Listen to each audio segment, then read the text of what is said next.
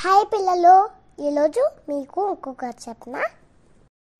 ఆ కథ పేరు ఏంటంటే అమాయకపు గోపి. ఒక ఊళ్ళో గోపి అనే ఒక అబ్బాయి ఉన్నాడు. ఆ అబ్బాయి చాలా బాగా చదువుతాడు, కానీ చాలా అమాయకుడు. అన్నీ ఈజీగా నమ్మేస్తాడు. ఒకసారి గోపి మేకని కొనుక్కుని వాళ్ళు వెళ్తున్నారు. ఒక ముగ్గురు ఫ్రెండ్స్ గోపి మేకని తీసుకెళ్ళడం చూశారు. వాళ్ళు ఆ మేకని తీసేసుకోవాలి అనుకున్నారు. ఏం చేయాలి అని ఆలోచిస్తే వాళ్ళకు ఒక ఐడియా వచ్చింది. ఏం చేశారో తెలుసా? ఫస్ట్ ఒక అబ్బాయి గోపి దగ్గరికి వచ్చి, నీ కుక్క భలే ఉందే, ఎక్కడ కొన్నావు అని అడిగాడు.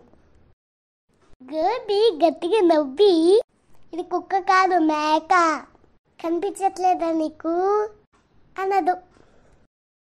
కొంచెం దూరం వెళ్ళాక ఇంకొక అబ్బాయి వచ్చాడు. ఈ అబ్బాయి కూడా, గోపి కుక్క ఎప్పుడు కొన్నావు అన్నాడు.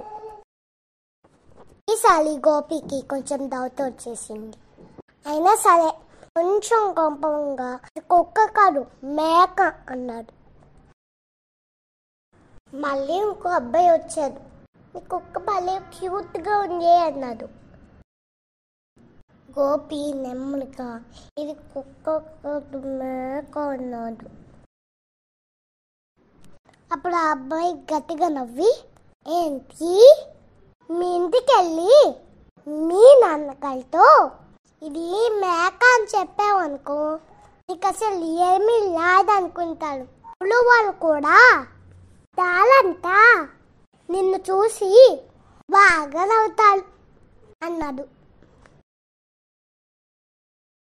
గోపి ఏమీ మాట్లాడకుండా అలా ఉండిపోయారు.